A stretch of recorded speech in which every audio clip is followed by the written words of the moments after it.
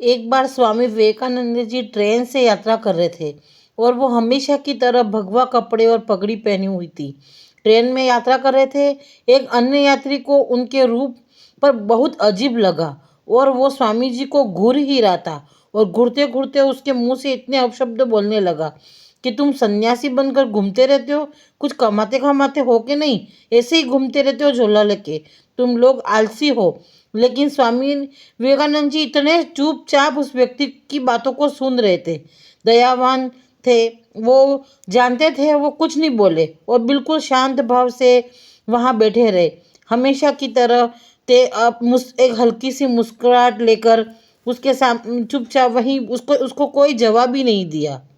अब ट्रेन में बैठे बैठे कई बहुत टाइम हो गया था और स्वामी विवेकानंद जी को बहुत तेज भूख लगी क्योंकि उन्होंने सुबह से कुछ खाया पिया नहीं था। स्वामी जी हमेशा दूसरों के कल्याण के बारे में सोचते रहते और खाने पीने का उनको ध्यान देता ही नहीं। अक्सर कई बार वो भूखे भी रह जाते। एक बार स्वामी जी को भूख से व्याकुल तो थे, पर वो वहीं दूसरा यात्री उनको इतना अपशब्द और बुरा भला कह रहा था, कोई कमी नहीं छोड़ रहा था। इस बीच स्टेशन आ गया और स्वामी जी और वो यात्री दोनों उतरे और उस यात्री ने अपने बैग में से खाना निकाला और खाना खाने लगा। तभी स्वामी जी को बोलता है कि कुछ कमाते तो तुम खा लेते, अब यूं ही ताकते रहो। स्वामी जी बिना कुछ बोले चुपचाप थके हारे एक पेड़ के नीचे जाकर बैठ गए और बोले कि मैं अपने ईश्वर में विश्वास करता हूँ, जो वो देंगे वो मैं खा लूँगा, प्रसाद समझकर वो मुझे ज़रूर दे देंगे। अचानक वहाँ पर एक आदमी दौड़ता हुआ आया और सब बोलने लगा कि स्वामी विवेकानंद जी कहाँ बैठे हैं।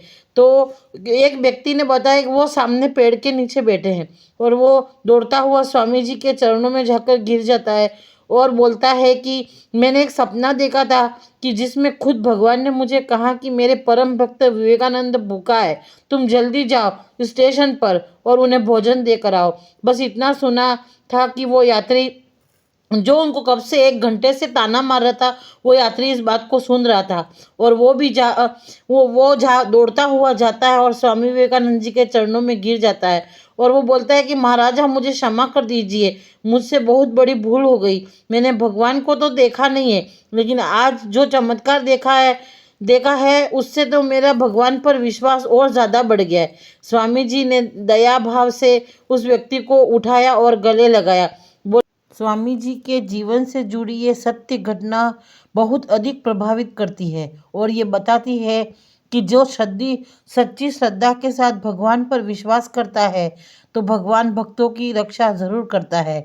इसलिए उन्होंने भगवान पर अटूट विश्वास को दर्शाया है और उनका पूरा जीवन एक ज्योतिषमय प्रकाश की तरह रहा है। एक दीपक की भांति पूरे विश्व में उन्होंने अपना पूरा प्रकाश फैलाया है, जो हमेशा इस संसार में हमेशा जगमगाता रहेगा। उनका जीवन सदा हम लोगों के लिए एक प्रेरणा का स्रोत बना रहेगा। किसी ने सच कहा है कि जिंदगी की कठिन राहों में खुद को गिरने मत देना, चाहे रुक भी जाओ कभी, पर खुद को कभी टूटने मत देना।